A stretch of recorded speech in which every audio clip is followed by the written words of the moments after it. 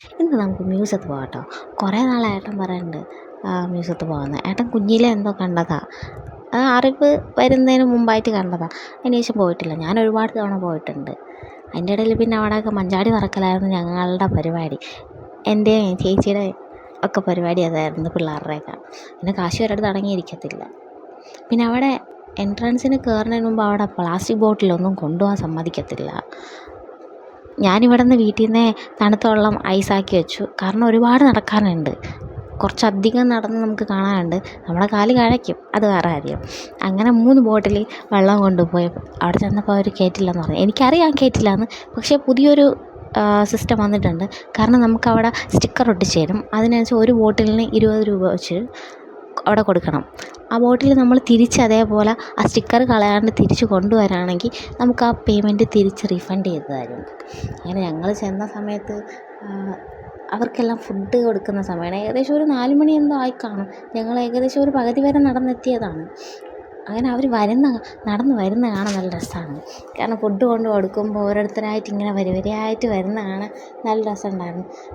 പിന്നെ ഞാൻ പണ്ട് പോയിരുന്ന സമയത്തൊക്കെ ഒരുപാട് മൃഗങ്ങളുണ്ടായിരുന്നു. പക്ഷെ ഇപ്പം അധികമില്ല. സിംഹം അതും ഇതൊക്കെ ഉണ്ടായിരുന്നു. പക്ഷെ ഇപ്പം അങ്ങനെയൊന്നും ഇല്ല. കുറേ മാനുകൾ മാത്രം, വെറൈറ്റി മാനുകൾ മാത്രം കിടപ്പുണ്ട്. ഞാൻ പോയിരുന്ന സമയത്തൊക്കെ കുറച്ചുകൂടെ കാണാനായിട്ടും പിള്ളേർക്ക് കണ്ട് നിൽക്കാനും ഒക്കെ ആയിട്ട് കാണും.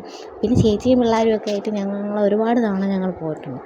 പിന്നെ നടന്ന് ക്ഷീണിച്ചപ്പോൾ ഞങ്ങൾ ചായയും കട്ട്ലേറ്റും കുടിക്കാമെന്ന് വിചാരിച്ചു. അവിടെ ഈ സംഭവം മാത്രമേ ഉള്ളൂ, കട്ട്ലേറ്റ് മാത്രമേ കിട്ടത്തുള്ളൂ. പക്ഷെ നല്ല റേറ്റാണ് കേട്ടോ എല്ലാത്തിനും.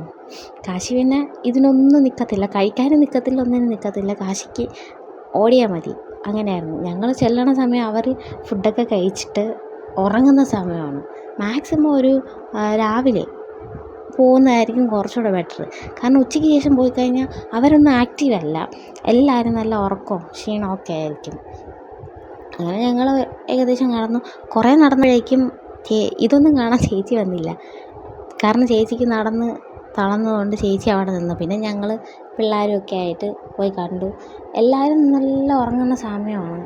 പിന്നെ ഞങ്ങൾ അവിടെ നിന്ന് അതൊക്കെ കണ്ട് നേരെ ഏകദേശം ഞങ്ങൾ ഫിനിഷ് ചെയ്യാറായി. സ്ഥലം കഴിഞ്ഞു. സർക്കിൾ പോലെയാണ് നമുക്ക് ഫീൽ ചെയ്യുന്നത്. അതിനകത്ത് കയറിക്കഴിഞ്ഞാൽ ഒരു എൻഡിൽ നിന്ന് തുടങ്ങി പിന്നീട് ആ എൻഡിൽ തന്നെ വന്ന് അവസാനിക്കുക. അങ്ങനെയാണ്. ഒരുപാട് നടക്കണ്ടായിരുന്നു. ഏട്ടൻ വിചാരിച്ചില്ല ഇത്രയും നടക്കാനുണ്ടായിരുന്നെന്ന്. പിന്നെ ഞങ്ങൾ അവിടെ നിന്ന് നേരെ പാമ്പിൻ്റെ അവിടെയാണ് പോയത്. പാമ്പിൻ്റെ അവിടെ നമുക്ക് ക്യാമറ അലോഡല്ല, അതുകൊണ്ട് വീഡിയോസൊന്നും എടുക്കാൻ പറ്റില്ല. പക്ഷേ ഒരുപാട് പാമ്പുകളൊക്കെ ഉണ്ടായിരുന്നു. പക്ഷേ പണ്ടത്തേതുപോലെ സത്യം പറഞ്ഞാൽ ഇപ്പം അങ്ങനെ ഒന്നുമില്ല. എൻ്റെ അറിവിലിപ്പം ഞാൻ 4ാമത്തെ തവണയാണ് പോകുന്നത്. പിന്നെ അവിടെ വർക്കിംഗ് ടൈമെന്ന് പറയുമ്പം രാവിലെ 9 മണി തൊട്ട് 5 മണി വരെ അകത്തോട്ട് എൻട്രി ഇടുകയുള്ളൂ. അത് കഴിഞ്ഞ് പിന്നെ ആൾക്കാർ വന്നു കഴിഞ്ഞാൽ പിന്നെ വിടത്തില്ല. ഞങ്ങൾ ഏകദേശം ഒരു 4:30 ആയപ്പോൾ ഇറങ്ങിയപ്പോൾ തന്നെ അവർ ക്ലോസ് ചെയ്യാനുള്ള പരിപാടി നോക്കുക. ആ ഗേറ്റ് ക്ലോസ് ചെയ്തു. കാരണം പിന്നീട് അത് നടന്നു വരുമ്പോൾ തന്നെ ഒരുപാട് സമയം എടുക്കും തിരിച്ചു വരുമ്പോൾ. അപ്പോൾ ഇത്രയേ ഉള്ളൂ. Bye bye.